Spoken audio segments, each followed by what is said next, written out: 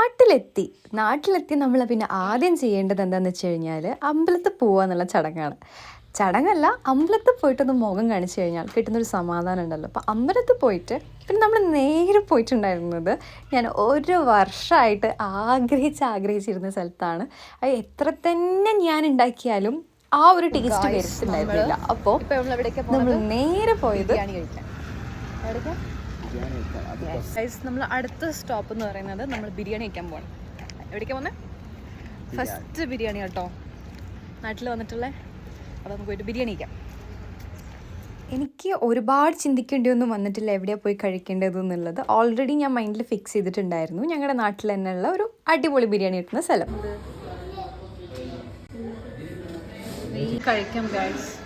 എന്താ മെയിൻ ഇത്രയെന്നറിയോ, ഒരു വർഷം.